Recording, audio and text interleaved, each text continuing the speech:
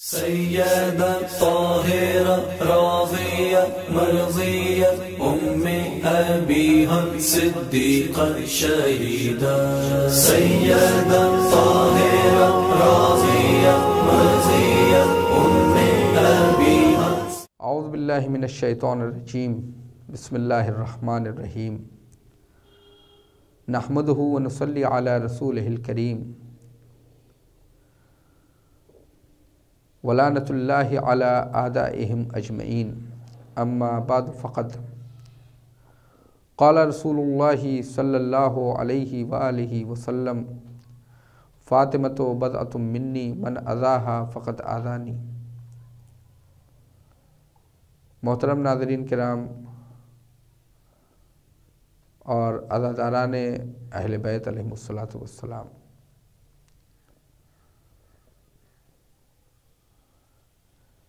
صدیقہ طاہرہ حضرت فاطمہ زہرا سلام اللہ علیہا کا کہ ایام غم ہے، اور یہ وہ عظیم مصیبت ہے کہ جس مصیبت پر ہر امام نے گریہ کیا ہے۔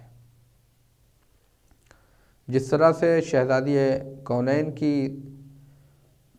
عظمت بلند و بالا ہے اور آپ کے فضائل عظیم ہیں، آپ کی سیرت عظیم ہے، آپ کی قدر و منزلت عظیم ہے، کہ پانچویں امام محمد باقر علیہ السلام ارشاد فرماتے ہیں کہ جس نے شب قدر کا ادراک کیا اس نے ہماری جدہ حضرت فاطمہ زہرا سلام اللہ علیہا کا ادراک کیا، یعنی انا انزلناہ فی لیلۃ القدر، ہم نے قرآن کو شب قدر میں نازل کیا، وما ادراک ما لیلۃ القدر، اور تم کیا جانو کہ شب قدر کیا چیز ہے۔ یعنی امام بتانا چاہتے ہیں وما ادراک ما فاطمہ، تم کیا جانو کہ فاطمہ کسے کہتے ہیں۔ چھٹے امام ارشاد فرماتے ہیں ہی صدیقۃ الکبریٰ، کہ وہ صدیقہ کبریٰ ہیں۔ اسی طریقے سے چھٹے امام حضرت امام جعفر صادق علیہ السلام نے فرمایا کہ اللہ کے نزدیک حضرت فاطمہ زہرا سلام اللہ علیہا کے 9 نام ہیں: فاطمہ، زہرا، محدثہ، مبارکہ، زکیہ، طاہرہ، جو اس طرح نام ہے۔ پھر اس کے بعد امام نے سارے اسماء کو 9 نام کو بتانے کے بعد پوچھا کہ کیا جانتے ہو کہ بی بی کو فاطمہ کیوں کہتے ہیں؟ تو یہاں پہ روایت 2 ہے۔ ایک جگہ پہ فاطمۃ من الشرک، کیونکہ اللہ نے ان کو شرک سے روکا ہے، یعنی شرک ان کے نزدیک نہیں آ سکتا ہے۔ اب شرک کیا ہے؟ قرآن نے کہا شرک نجس ہے، شرک نجس ہے، جو مشرک ہے وہ نجس ہے، اور شرک اللہ ہر گناہ کو معاف کر سکتا ہے لیکن شرک کو معاف نہیں کرے گا۔ شرک ایک عظیم گناہ ہے۔ روایات میں ہے کہ سب سے افضل عمل کیا ہے؟ متعدد روایتیں رسول اللہ سے بھی ہے، حتیٰ کہ 11ویں امام تک سے روایت ہے، یہ موجود ہے روایت کہ سب سے بہتر عمل کیا ہے؟ کہا کہ اللہ پر ایمان اور اس کے بندوں کو فائدہ پہنچانا، اور سب سے برا عمل یہ ہے کہ انسان اللہ کے سلسلے میں شرک کرے اور بندگان خدا کو نقصان پہنچائے۔ یہ سب سے بڑا ظلم ہے، اور سب سے برا انسان وہ ہے جس کے اندر شرک پایا جاتا ہو۔ چھٹے امام فرماتے ہیں کہ جناب سیدہ کو، جناب فاطمہ کو فاطمہ اس لیے کہتے ہیں کیونکہ آپ کو شرک سے روکا گیا، یعنی آپ سے شرک دور ہے۔ اور اس کے بعد دوسری جگہ کہ فاطمۃ من الشر، آپ کو شر سے روکا گیا ہے۔ اب یہ شر کو اگر قرآن اور حدیث کی روشنی میں دیکھیے تو بہت ساری چیزیں ہیں کہ جو شر کے مصادیق بیان ہوئے ہیں، جیسے بخل ہے، کنجوسی، یہ شر کے مصادیق میں سے ہے، کہ شر کا ایک مصداق ہے بخل، یعنی جو انسان شریر ہوگا وہ کنجوس ہوگا۔ جناب سیدہ شر سے دور ہے، یعنی آپ کے ہاں سخاوت ہے، اور ظاہر سی بات ہے کہ آپ کے ہاں سخاوت، ایسی سخاوت تھی کہ آپ نے اپنے سامنے کی روٹیاں فقیر کو دے دی۔ آپ کی سخاوت ہی تھی کہ آپ نے اپنے شادی کا نیا جوڑا مسکین خاتون کو عطا کر دیا ہے۔ یہ آپ کی سخاوت ہے، یعنی آپ شرک شر سے دور ہیں، اور وہ شر یعنی کنجوسی بخل سے دور ہیں۔ جن لوگوں نے آپ کے حق کو غصب کیا تھا، اگر وہ لوگ آ کر شہزادی کے سامنے دست سوال بلند کرتے، جس طرح سے وہ ایک ضعیفہ خاتون آئی تھی، اس نے آپ سے لباس کا مطالبہ کیا، یا جس نے آپ سے روٹی کا مطالبہ کیا، جس نے آپ سے کسی چیز کا مطالبہ کیا، آپ نے اسے عطا کیا، اگر اسی طریقے سے یہ غاصبان جو آپ کے حق کے غاصب ہیں، اگر یہ آ کے آپ سے کسی چیز کا مطالبہ کرتے تو یقیناً آپ انہیں عطا کر دیتی۔ جناب شہزادی کونین کی یہ جو شہادت کی تاریخ ہے، اور یہ جو تاریخ شہادت ہے، اور اس کا جو غم ہے، یہ غم ہمیں شعور کی دعوت دیتا ہے کہ ہم شہزادی کی عظمت کو جانیں، ہم شہزادی کی فضیلت کو سمجھیں، ہم شہزادی کی سیرت کو جانیں۔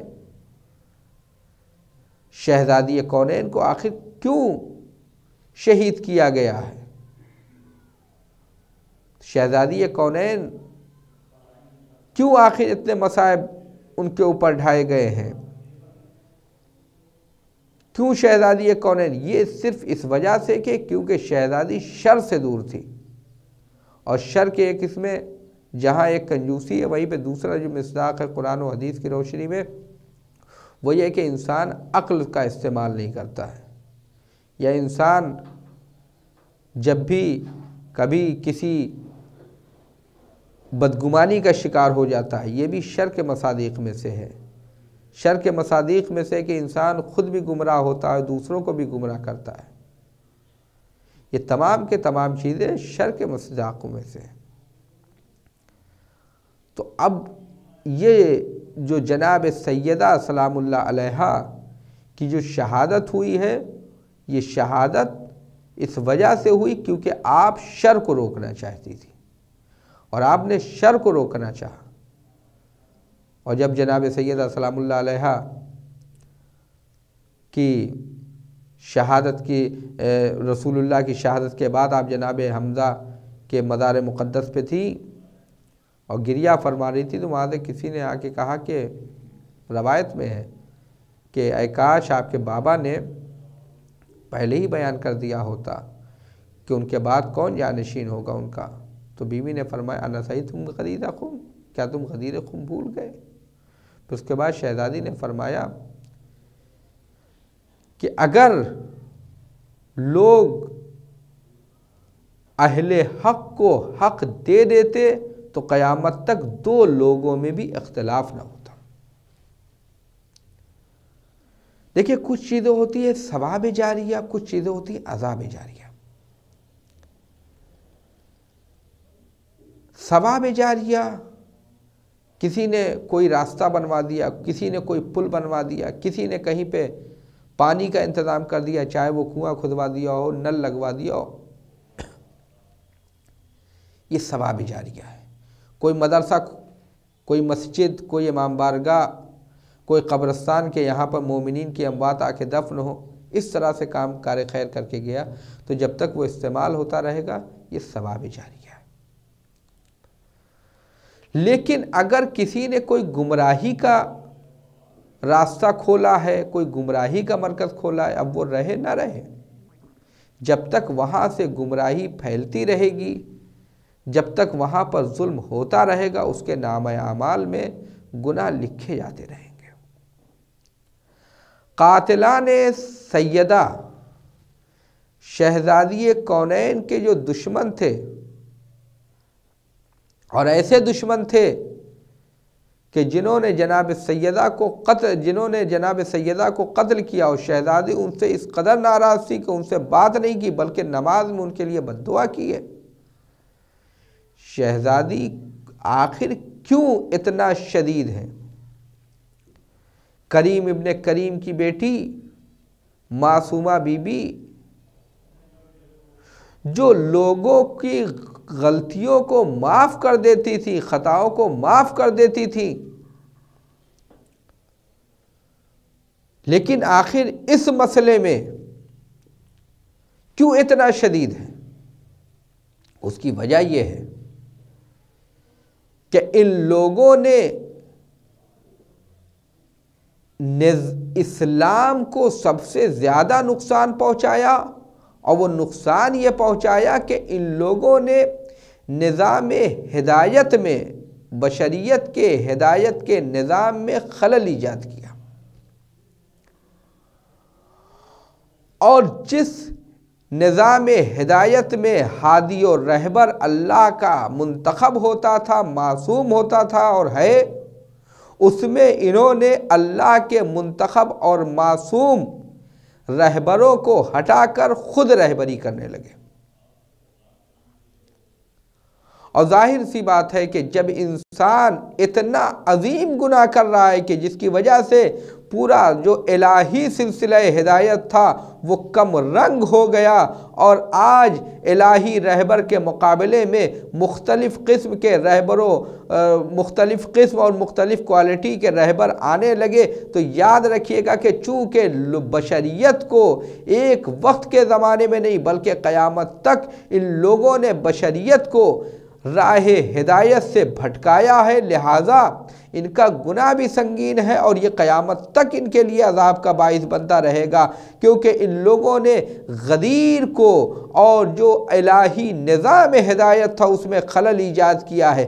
لہذا شہزادی نے اس وجہ سے انسانیت، مسلمانوں کی ہدایت کے لیے اتنا شدید ہوئی ہیں، ورنہ بی بی،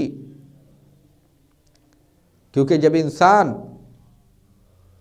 رائے ہدایت سے ہٹ جاتا ہے، الہی رہبر کو نہیں مانتا ہے، تو پھر اس کے سامنے وہ تمام کے تمام چیزیں آتی ہیں کہ جس میں وہ خود الہی رہبر کے مقابلے میں اپنی رہبری کا اعلان کرنے لگتا ہے، اپنی قیادت کا اعلان کرنے لگتا ہے۔ اور جب یہ کام ہونے لگے تو یاد رکھیے گا کہ ایسے موقع پر ضروری ہے کہ انسان دنیا کے سامنے حقیقت کو واضح کرے۔ شہزادی نے اسی حقیقت کو اجاگر کیا ہے۔ ممکن ہے بعض اذہان میں یہ سوال ہو کہ محرم گزر گیا، آخر ازائے فاطمی پر اتنا زور کیوں ہے؟ تو ازائے فاطمی پر زور کیونکہ اگر ازائے فاطمی پر زور دیا گیا ہوتا تو شاید اس کے ثمرات اس سے زیادہ ہوتے جو ازائے سید الشہداء کے ہیں ثمرات۔ ازائے سید الشہداء ہے، بعظمت ہے، آج ہمارا پورا دین، ہمارے دین کی شناخت ہے۔ ازائے سید الشہداء کی وجہ سے ہم باقی ہیں، ہماری شناخت ہے، ہم محفوظ ہیں۔ لیکن ازائے جناب سیدہ سلام اللہ علیہا کو بھی اسی طریقے سے اگر واضح کیا جائے اور اسی طریقے سے پیش کیا جائے تو لوگوں کو قاتلان سیدہ اور اسلام کے سلسلے میں خیانت کرنے والے اصل خائنین کا پتہ چلے گا، اور جب اصل خائنین کا پتہ چلے گا تو ان کے لیے حقیقت واضح ہو جائے گی کہ کون الہی رہبر ہے اور کون الہی رہبر نہیں ہے۔ اور اسی سلسلے میں ہمارے علماء نے اس کے اوپر بڑی توجہ دی۔ مرحوم آیت اللہ سید محمد رضا گل پائگانی رحمۃ اللہ علیہ نے فرمایا تھا کہ ازائے امام حسین علیہ السلام تولے کی علامت ہے، اور عزاداری جناب سیدہ تولے کی بھی علامت ہے اور تبرہ کی بھی علامت ہے۔ اور یہ عزاداری سید الشہداء کے ساتھ ساتھ یہ عزاداری جناب سیدہ کہ جو کہ لازم و ملزوم ہے، دونوں کے لیے ضروری ہے، دونوں ضروری ہے، دونوں ایک دوسرے کے لیے لازم ہے۔ آپ ملاحظہ فرمائیے کہ آج اگر اس پورے خطبہ فاطمی کو اور جو مقدمہ فاطمی ہے اگر اسے دنیا کے سامنے پیش کر دیا جائے، کیونکہ آج بھی لوگ شبہات ایجاد کرتے ہیں، شبہات ایجاد کرتے ہیں۔ جناب سیدہ سلام اللہ علیہا کا حق غصب ہوا، کس نے حق غصب کیا؟ ایک نام نہاد مسلمان نے حق کو غصب کیا ہے۔ جناب سیدہ اس سے مانگنے گئی ہیں، دربار تک پہنچی ہیں جناب سیدہ، یہ بھی سب مانتے ہیں گئی ہیں۔ اب جہاں پر نہیں مانتے وہ یہ ہے کہ حق تھا یا نہیں تھا۔ تو جناب سیدہ جن کے بارے میں رسول اللہ نے فرمایا فاطمہ تو بضعۃ منی، فاطمہ میرا ٹکڑا ہے، جن کی عظمت کے لیے رسول اللہ نے فرمایا لو کان الحسن حیئۃ او شخصا لکانت فاطمہ بل ہی افضل منہ، کہ اگر حسن، اگر زیبائی، اگر خوبصورتی کوئی شخص یا بیکر بشر میں ہوتی تو فاطمہ ہوتی، بلکہ فاطمہ اس سے افضل ہے۔ تو کیا جناب سیدہ کوئی جھوٹا مقدمہ پیش کریں گے؟ نہیں، جھوٹا مقدمہ نہیں۔ اور ایک چیز جو سب سے آخر میں ہے وہ یہ ہے کہ جناب سیدہ نے سارے اپنی مختصر سی عمر میں سارے وہ کام کیے جو بڑے بڑے مرد نہیں کر سکتے تھے۔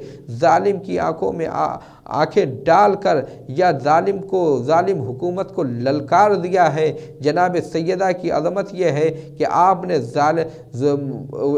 ظلم کی بنیادوں کو ہلا دیا اپنے خطبوں کے ذریعے سے، لیکن جہاں پہ بھی آپ کو دیکھیے گا وہاں پر آپ حجاب میں گئی ہیں، اور یہ چیز سے واضح ہوتا ہے کہ حجاب نہ خاتون کی ترقی میں رکاوٹ بنتا ہے، نہ خاتون کی ایکٹیویٹیز اور سرگرمی میں رکاوٹ بنتا ہے، بلکہ اگر کوئی خاتون، باکردار خاتون حجاب کے ساتھ بھی کوئی بڑی سی بڑی تحریک چلانا چاہے تو یہ حجاب اس کے لیے رکاوٹ نہیں بنتا ہے، بلکہ اس کی عظمت کو اور بلند کر دیتا ہے۔ لہذا ہمیں اس سلسلے میں توجہ دینی چاہیے اور ہمیں شہزادی کونین کی معرفت حاصل کرنی چاہیے، آپ کے خطبے کو پڑھنا چاہیے، اس کے ترجمے کو پڑھنا چاہیے۔ وآخر الدعوانا ان الحمد للہ رب العالمین۔